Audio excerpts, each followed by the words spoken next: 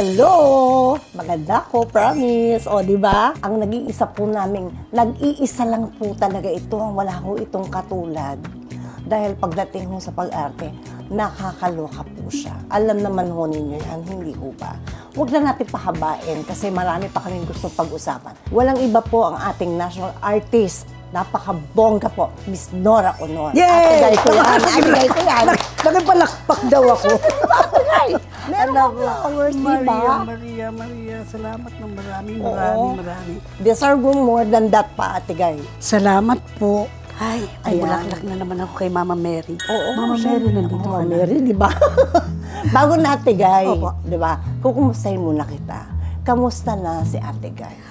Si Ate Gay mo ay okay naman. Maraming mga dumarating na mga pagsubok pa rin. Pero sa dami ng naranasang pagsubok nung araw, kaya na. Kaya naman natin Oo, to. kaya Hindi natin may to. bibigyan ni Lord kung hindi natin Opo. kaya, di ba? Tsaka Tama. maayos naman. Yung mga Ayan. kasama ko sa bahay, si Jan okay naman. Yung mga sinanay yun. Basta okay kami lahat. Yun lang, ang gusto ko talaga ay maging masaya ka, Atigay. Lagi yun ang wish ko para sa'yo. Opo. Gusto ko yan. At Maraming magandang salamat. maganda ka kasi. O, tignan mo, ayaw mo maniwala sa akin. Maraming salamat. Pero alam mo, excited ako. Alam mo kung bakit. Matagal ko nang hinintay kasi ito eh. Ako naman nahihiya kasi. Huwag. Sa akin ka pa mahihiya. Hindi kasi, kung alam mo naman ako, di ba, para naman di ako ikaw. Nahihiya tayo, di ba? Opo. Lagi tayong nahihiya. Kung tama na ang pagkaalala ko, ha, nag-umpisa ka lang talaga bilang singer. Tama ba ako? Pero paano ka napunta doon sa pagiging artista na napakahusay mo pala? Pagkatapos ng tawag ng tanghalan, na nag-champion ako dun sa Grand Finals, Anong kanta yan? Moonlight Becomes You. Kasi nung unang sumali ako sa tawag ng tanghalan, ang lagi kong kinakanta, You and the Night and the Music. Ngayon, kahit saan yun, nag-iisang kanta lang talaga yun. Nanalo naman ako. Kaya lang, nung di nag-champion, natalo na ako kasi yun na naman yung kinanta ko. Hindi na ako, wala nang pag-asa manalo kasi yun na naman yung kinanta ko. So, naghintay ako ng mga 6 months ulit para ma-audition. Ulit. Oo, ulit. So, kinanta ko yung People. Ay, Nung kinanta ko yung People, tapos yung dating champion noon ay si Oscar Antonio, na ang kinakanta ay Mga Kundiman. ay, oo. Doon nag-umpisa yun, natalo ko siya. Tapos nagkaroon ng pagkakataon na nag 14 weeks champion ako. Hindi na nila ako pinatuloy-tuloy. Oh, bakit? Undefeated, parang ganon. Oo. So sa finals na lang ako sorry. Oo. Parang naiiyak ba ako? Nagkikwento nung Oo, buhay. pero Ngayon, maganda, tigil finals, pala. ang kinata ko nga ay Moonlight Becomes You. Tapos sa Moonlight Becomes You, nandun ako sa parang may show si Susan Roses at saka si Eddie Gutierrez doon sa radyo. So pumupunta ako doon. Doon ako kinausap ni Kuya Germs. Sabi sa akin, pinapatawag ka ni Dr. Perez. Ayan na. Yun na yun. Nakita tayo, di ba? Oo, sa di ba? Sampaguita. Sa Sampaguita. Ko. At tinitignan ko, pinakita mo sa akin si Maria Leonora Teresa. Oh, na nakaalahas yung baby mo. Yung little walking doll Baby mo. talaga. Baby talaga, di ba? Ninyo ni Lolo Pipo. May, Diyos ko nga, marami pa nga alahas yung kaysa sa akin. Oo, makumpleto siya. Ako walang alahas. Siya meron. May singsing, may Oo, kwintas. may bracelet, Oo. di ba? May necklace. Grabe yung batang yun. Bata talaga. Bata talaga, hindi natin talagang inangkin niyo na anak niyo, di ba? O yung all over the world. All over the world. Yun yung nung kinuha ko ng Sampaguita, nag-guest lang ako doon. Pinakanta lang ako ng All Over the World. Guest lang ako noon. Oh, tapos? Pero hindi ako kasama sa pelikula mismo. Tapos noon, pagkatapos noon, pangalawang pelikula ko, Sitting in the Park. Ayun, nakakaupo na ako sa mga, kasi Sitting in the Park. Oo. So, yun. Joke lang. Alam mo, minsan salbahe ako, kaya huwag ka Hindi, ate magugulat kayo sa akin. okay na sa akin. Okay na. Pero may mga medyo tumatakbo-takbo na ako nun sa pelikula kasi medyo nakakasama na ako ng mga artista, mga sikat nung araw. Ginusto mo bang maging artista talaga? Hindi po. Hindi. Ang talagang gusto ko nung araw ay kahit anong trabaho ibigay sa akin ng Diyos, tatanggapin ko. Kasi dahil sa hirap ng buhay namin, gusto ko matulungan yung pamilya ko. So gusto ko nga nun, yung magtagaturo. Teacher ng mga bata, Pero hindi naman nangyari yun. Nagkaroon lang ako ng pagkakataon na subukan yung pagkanta talaga. Pamilya kami, lahat naman kami kumakanta. Ang ginagawa namin, alas 6, magdi-dinner kami. Pagtapos alas 6, bago kami matulog, magkakantahan kaming pamilya. Kaya doon ko nakikita na, uy, mga awit pala talaga kami. Kaya nagkataon lang na ako yata pinakamagandang boses. Yun. Ikaw nga At kasi ako yung talaga. pinakamalakas ang loob. Oo. Dahil nga sa gusto ko makatulong sa pamilya. Yun ang pinuhunan ko na Ilang nagawin. taong ka nun, Tigay? 5 years old, ano na ako sa mga, Ako, alam mo, makasundan tayo. 6 naman ako. talaga. Oo. Ay naku, kung yung pag-uusapan natin yung tungkol ng araw sa Ang buhay natin. buhay natin, talagang sasabihin nung na kailangan magpursigi talaga yung mga anak na kailangan makatulong sa pamilya. Kasi ako noon, natatandaan ko nung may Pasko yata yun noon, naghihintay ako. Mag-alas 12 na, wala pa kami pagkain, walang ano. So naghihintay ako sa tatay ko, nandun ako sa may hagdanan. Nung dumating ang tatay ko, natuwa ako. Kaya lang isang adobo lang, kapirasong adobo lang yung dala-dala niya. Inutang pa yun. Oh my God. Oo. Talaga. Totoo yun. Oo. Yan ang nangyari sa akin. Na-amaze ako dahil, di ba Ate Gay, nagtinda ka ng tubig sa tren? Yun ang trabaho mo. Nagtitinda ako ng tubig sa tren, namumultaw ng mga dyaryo para yun, kasi kinikilo yun eh. Ngayon, pag 10 centimos, malaking bagay na sa akin yun nung araw. Tapos, pag bago ako umuwi sa bahay, pupunta ako sa mga tambakan ng basurahan minsan, kaya kung saan man, naghahanap ako ng tingga. Kasi yung tingga, Kilo din. kinikilo din yun eh. So kung ano man yung kita doon, binibigay ko sa nanay ko. Sa mama ito niya. May insidente nga na hindi ko makalimutan. Siguro alauna na yata, wala pa kami maluto. Wala pa kami pagkain. So, yung mga kapatid ko, nahihiya puro utang talaga yung nangyayari. Punta ka nga doon sa tindahan, baka mapaano ka ng bigas, ganyan. So, punta naman ako, walang magpautang. So, doon sa pinakahuli, yun yung talagang, sabi niya, hayaan mo na, sabi niya ganun. Ito na yung, binigyan ako ng bigas.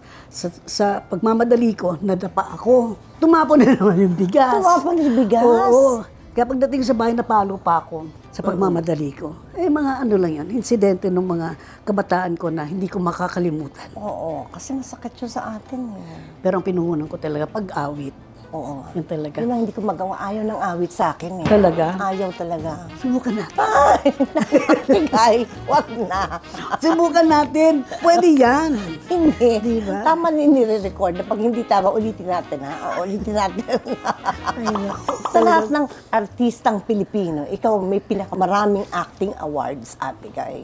Maalala mo po ba anong pakiramdam nung mga unang beses kang natawag na Best Actress? Anong feeling, Ate Gay ba? Yung unang-una sa Quezon City Film Festival, yung movie na ginawa ko ay yung And God Smiled at Me. Yung feeling ko, hindi naman ako makapaniwala na nanalo ko. Pero yung award na binigay sa akin, hindi yata ako nakatulog pagkakaalam ko eh. Hanggang kinabukasan, hawak-hawak ko yun. Parang gusto ko na magsalita uli na maraming salamat po sa lahat. Oo. Parang hindi ako makapaniwala na nabigyan ako ng award. Alam mo, habang pinapakinggan kita, Ate Gay, nakikita ko yung nangyayari sa'yo. Talaga? Noon. Parang sine, no? Parang sine. Pero alam mo, ang pinaka-love ko talaga yung pag-awit. Kasi yan yung sabi ko nga sa'yo, kung hindi dahil sa pagkanta, ay hindi ako makakatulong sa pamilya at hindi rin ako makikilala ng mga tao. Kaya nung masira yung boses ko, sinira nila eh. Para bang sinadya, hanggang ngayon hindi ako nakakakanta. Nasa States ako noon eh. Tapos may pumunta sa akin, sabi gano'n, dadalhin daw ako sa Japan kasi kukunin ako bilang parang mag-endorso ng isang so Facial something. Oo. Pagdating ko doon, pinahiga ako, pinatulog, pagising ko wala na akong boses. Yun ang totoong nangyari doon. Hanggang ngayon wala nang boses. Hindi mo sila pwedeng i-demanda. Dinimanda ko pero ang boses ko, hindi, Pero pwede pang bumalik, di ba? May Hindi. Ay, hindi na. kasi noong umuwi ako Pilipinas, tapos bumalik, pero hindi na rin nila na operahan. Sayang nga yun. Siguro Pero kasalanan kahit ko i-try ngayon na ma-operahan ka, kunyari lang. Ngayon, hindi na. Kasi Wala na talaga. ang sabi ng doktor kasi noon, yung vocal cord hindi naman tinamaan, kaya lang malalim yung tinamaan sa akin. Oh my God. Yun ang dapat na operahan noon. Ayun. sayang nga kasi pagka may mga kumakanta na nakikita ko, parang Gusto mo sumali, di ba? Gusto mo makikanta? parang gusto kong kumanta. Pag naalala ko, nalulungkot ako siyempre. Siyempre. Diyan ako unang nakilala, tapos ang pag-arte naman sa akin, pangalawa lang. Pangalawa lang, pero best actress ka. Tapos pangalawa Salamat lang. sa Diyos kahit papaano ay tinulungan naman ako. Yun naman ay dahil sa pagpupursige rin. Pero kung hindi ako nag-artista, at least kung ang pagkanta kahit saan ka pumunta, kahit pagkaedad ka na, pag marunong ka pa rin kumanta. Nandun yun, no? Ando talaga yun. Alam ng buong mundo ito kung gaano kakagaling ng mga aawit. Hindi mawawala yun kahit anong gawin mo. Kaya kahit pag makita ka nila, kahit di ka kumanta, syempre hanapin pa rin, di ba? Dahil, di ba? Nung minsan Kasi nga, naalala ikaw ko lang, nakilala. di ba mayroon akong nag-stage play ako? Oo. Una yung minsan isang gamo-gamo. Tapos nung pangalawa, yung DH. Yung DH na yun, inikot yun sa hanggang Europa Tapos pagkatapos ng play, may sumisigaw talaga, kumanta ka naman. Andun pa rin sila sa pagkanta talaga. Wala, hindi naman pwedeng kumanta. So, Nakaka-frustrate yun. Dahil kaya mo, maning-mani lang yun hindi naman gaano. Hindi, atigay, maning-mani lang. Ano ka ba? Hindi naman gaano. Hindi masyado. Ikaw talaga, oo. Pero thank you. Sobrang galing-galing mo talaga, ha? Grabe. Kasi, syempre dati, wala pang social media, yung mga hello telephone, hello laptop, yung mga ganyan. Mas mahirap makilala noon, di ba? Sa akin Pero kasi, sa iba ka, hindi ka nahirapan. alam mo anak, kasi ako naman, hindi ko inisip na hangaan ako dito. Basta sa akin, trabaho. Kumanta ko, sige, kumita. Trabaho talaga pareho. Yun lang nga sa akin. Ngayon, pag hinangaan, nag-congratulate, masaya na ako noon. Alala ko ngayong concert ko. Di ba? Nakakaloka yung concerts mo. Nakakaloka ka. Mag-concert tayo. Hay! Isaliwaan na ako! Pero sayang. Makagawa tayo ulit ng Movie. Oo, yun, wish Yun ko isang yun. pinapangarap ko. Ako wish ko So, yun. mayroong gawa tayo ng pelikulang maganda. Maganda. Kasi yun na lang ang kulang sa atin uli. Oo nga, Tagal na nung ang tagal na. Minsan may isang ina. minsan may isang ina. Di ba? Ang mga babae sa buhay ni Mary J. De Los Reyes. Di ba? Oo nga, totoo yun. Ikaw din pala, Ate Gaya, may pinakamaraming die-hard fans. Totoo yan. Hindi mo pwede deny. Anong moment nung yung sinabi mo sa sarili mo, you made it? Wala, hindi ko rin Hindi mo inisip sinabi yun. yan. Wala kang, ay, sikat nga ako. Ay, hindi. Walang ganon. Wala. Natutuwa lang ako na maraming mga tao na, mga fans na talagang maski nung araw, makikita mo pa rin hanggang ngayon, nandiyan pa rin sila. Meron nga mga nandun na sa taas di ba? Andun na. Pero mafe-feel mo talaga yung kanilang paghanga. Totoo. Totoo. Totoo talaga. Saka hindi sila, Ang kaibahan ng mga fans kasi ngayon, yung mga fans nung araw, ay, iba. die hard talaga. Ibang klase yun. Hindi mo pwedeng Hanggang pumuti yung buhok nila, andyan sila. Pero may mga fans kasi na kung kailan lang sila naging fan, tapos may makitang ibang artista, lipat sila doon. Parang gano'n. walang loyalty award.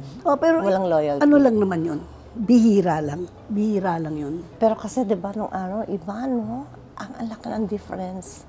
Ang laki.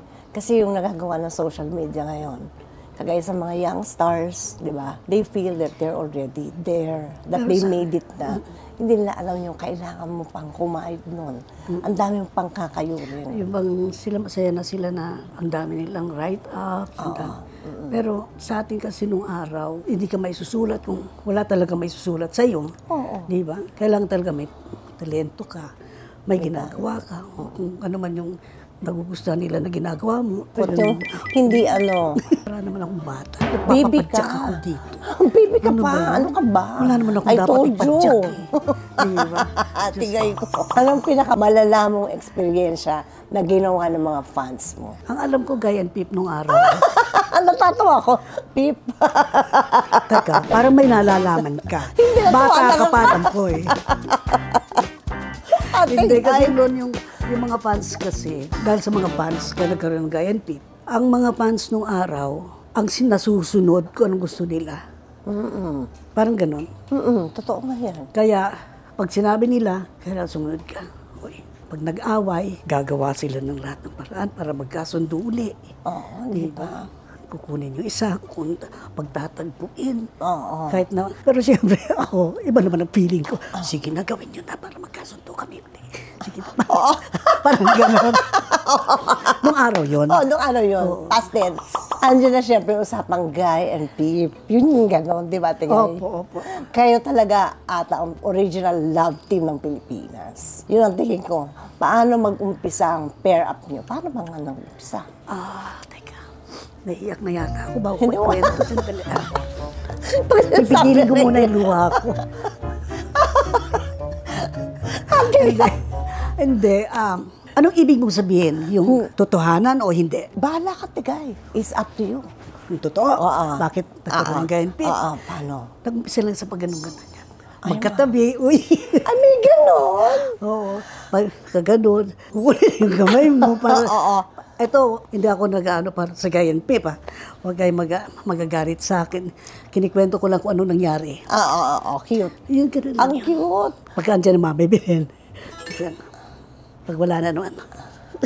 Ganon? Ganon lang. Parang Pero sa mga teenagers pansyon, talaga kayo. Ay, oo, mga bata. Mga bagets. Mga bagets. Oo, nakakaloka, no? Opo. Pero cute naman yung pisa namin. Cute nga. Oo. Doon ba naman yung nakatayo ka, tatabihan ka, kakalibit. Hindi naman kalabit, kundi hawakan yung kamay mo. O, diba? Oo. Heaven na yun sa atin, di ba? Okay na yun sa atin, Oh, diba? Parang ganun. Ang babaw talaga ng kaligayahan natin. Ay, lalo na ako. Sobra. Basta masaya, yun lang ang importante. Di ba? Wala tayong tinatawakan ng iba. Kailangan nyo ba itago talaga doon? O yung dapat yung hindi talaga alam? Ay, hindi. Kami hindi. Ay, hindi. Anong hindi? Talagang, Linaladlad nyo talaga?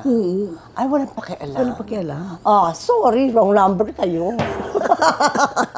Walang pakialam talaga noon. Lalo na ako, nung may nag-interview, sabi sa akin, sino bang ano mo? First, si Pip. Ayun ang talaga naramdaman ko nung araw. Oo. Kasi, hindi pa ako artista. Si Tirso napapanood ko sa pelikula, sa TV. Sabi ko, ay, sino ba ito? Hindi ko naman napansin na yung ano, di ba? Mistiso. Yun lang ang umpisa ko noon. Yun lang. Hanggang doon na lang yun. Hanggang doon na lang yun. Nakakaloka ka, Tigay. Bakit? Ang gwapo kasi nila, yung mga gusto mo kagwapo. Talaga? Oo. Baka nabulag ako. Hindi. Hindi naman. Mga gwapo sila. Talaga? Oo. Kagaya niya. Nako, ang dami niyan eh.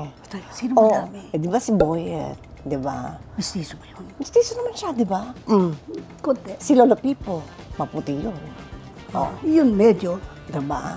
Huwag mo lang itanong sa akin yung iba. Baka kasi malokan tayong dalawa dito. Hindi mo alam. Ang dalawa lang. Hindi mo alam kung sino. Ayan, nabubuko ka na. Kasi pang iyo yun eh. Oo Hindi nga, naman pang sa akin, akin di na ba? pala yun. Sige, Babe ako. Opo. Babe ako. Kundi palo. Oo, palo. Ilang taon din ba kayo nagsama bilang love team? Ayan, namaliwanag yan, Tigay. Ang love team. I-comment nyo mo dito, ha? Solid Noranians, ayan. Ilang taon sila ni Ate Guy nagsama ni Lolo Pipo, Lolo talaga, na love team nila, ilang taon tumagal yung love team. At syempre, hindi ba nabanggit ko na kanina ang inyong baby daw, si Maria Leonora Teresa, di ba? Paano ba kayo nagkaroon ng baby doll? Anong pinagsimulan Birthday niya? ko yata. Saan yung- At saka, Pasko. Parang nirigalo sa akin yun. ay, Parang Pasko. baby doll. Yun. Sino nagpangalan sa kanya? Bakit Maria Leonora Teresa? Kasi ang alam ko, Maria, dinagdag lang yung Maria, Nora, Leonora. Nora kasi, Leonora. Teresa, sa lola ko yun pangalan ng lola ko. Yun. Kaya Maria Leonora Teresa. Ang buga. Mas sikat yung batang yun kaysa sa akin. Bata tulad. Batang Yung yun. manika. Yun. Kasi sumasali yun sa parada, di ba? Pagka may festival. Oo. Naitabi niyo pa ba si Maria Leonora Teresa? Ang huling alam ko noon, kinuha sa akin nila nung nagbigay. Tapos noon, hindi na sinuli. Dapat sa'yo yun, di ba? Eh, dinadalaw ko nga yun eh. Natatawa talaga ako. Kasi ano po ba, naalala ko yung sarili ko, Tigay, na 6 years old ako, nandun ako sa Sampaguita Pictures. Kaya nga nakita ko pa si Dr. Perez. Sinashampoo siya habang nakaupo siya ng kanyang nurse. Talaga? Oo. Kaya nakita tayo, di ba? Kasi from Tower Productions pa yun. Tower. Na umuulan, di ba? Yun yung nangyari sa'yo. Tapos doon ka nakiano sa kay Doc Perez, di ba? Ay, Parang, oo, naalam ko yun. Nakita tayo nun, doon mga pinakita si Leonora Teresa sa akin. Bata-bata mo pa nun. Grabe ka. Tigay, pagka nang-good time ka ng tao, enjoy na enjoy ka rin ba? Sobra.